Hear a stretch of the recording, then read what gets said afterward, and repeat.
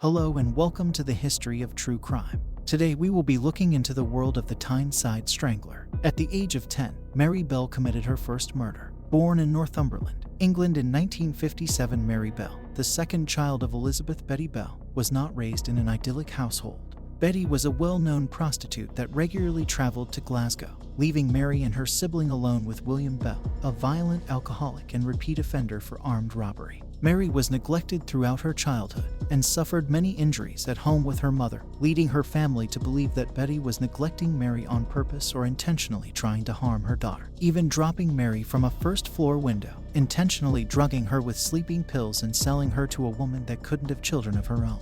It is thought that Betty also allowed and encouraged her clients to engage with Mary, sexually abusing. This is thought to have begun as early as the mid-1960s. Due to the negligence she faced at home, Mary was avoided in school. Her erratic behavior meant other children feared Mary, and she was known to be violent to her peers, fighting with them at any opportunity, attempting to suffocate them where possible, even shoving sand into the mouth of another girl in an attempt to block her throat. Mary spent the majority of her free time with a young girl that lived next door to her, Norma Bell, of no relation to Mary, though they shared the same last name. The girls bonded quickly. In 1968, Mary and Norma had already begun their violent habits. A 3-year-old boy was found wandering the streets, dazed and bleeding. When taken to the police, the child described playing with the two girls atop an air raid shelter that was no longer in use. The boy described being pushed from the peak of the shelter, resulting in a severe cut on his head.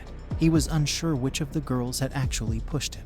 The same evening, the police were contacted by the parents of 3 small girls to report that Mary and Norma had tried to strangle their children in a sand pit. Both girls were interviewed that evening and denied having any knowledge of the incident with the boy, stating they had found him after he had fallen. Mary denied any knowledge of the event with the 3 girls. However, Norma gave the following statement. Mary went to one of the girls and said, "What happens if you choke someone? Do they die?" Then Mary put both hands round the girl's throat and squeezed. The girl started to go purple. I told Mary to stop, but she wouldn't. Then she put her hands around Pauline's throat and she started going purple as well. Another girl, Susan Cornish, came up and Mary did the same thing to her. Due to Mary and Norma's age, they were given a warning and released. The day before Mary's 11th birthday, she strangled Martin Brown, a 4-year-old boy, in the bedroom of a derelict house on St. Margaret's Road. The body was discovered by 3 children in the late afternoon. He was laid on his back with both arms stretched above his head. Blood spattered around his mouth, but no other signs of violence or a struggle on the body. John Hall, a local man, arrived at the scene and began performing CPR, however was unsuccessful in aiding the boy. As Hall gave CPR to the boy, Mary and Norma appeared in the doorway of the bedroom. The girls were quickly ushered away and went to the house of Martin's aunt. An autopsy was completed on the boy. It revealed no signs of violence and offered no cause of death. Without any leads to follow, no one was questioned in relation to the death of Martin Brown.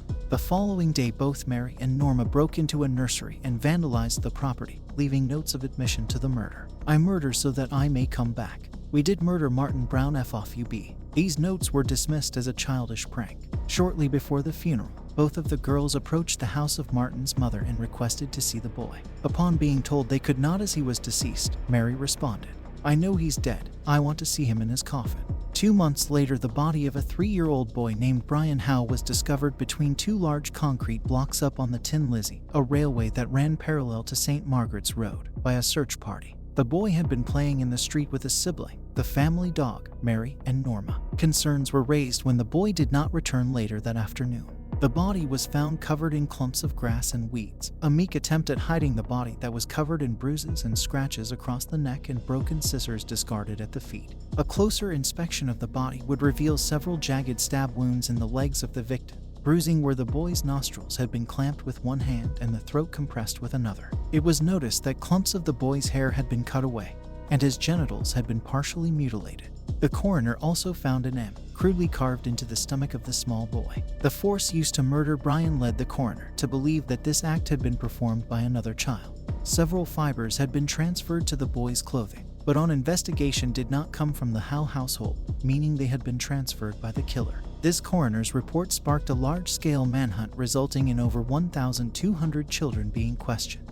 During the interviews, Norma seemed excitable while Mary was observant and reserved. Both were contradictory in their initial statements, but they freely admitted to having played with Brian on the date of his death, though they denied seeing him after lunchtime.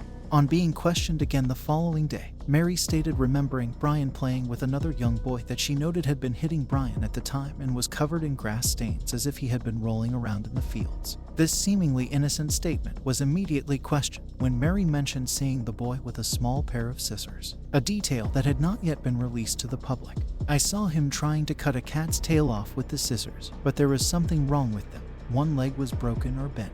This line was enough to convince DCI James Dobson that Mary had been the killer. The trial lasted 9 days. The jury finally retired to reach their verdict. Mary Bell was cleared of murder, but convicted of manslaughter. She would serve an indefinite sentence of imprisonment. Norma Bell was acquitted of all charges against her. If you liked this video and want to find out more, click the link in the description to access our #1 source of information. Like and subscribe to be the first to see our next video. Do you have a story you would like to hear on our channel? Comment down below to hear your favorite true crime stories.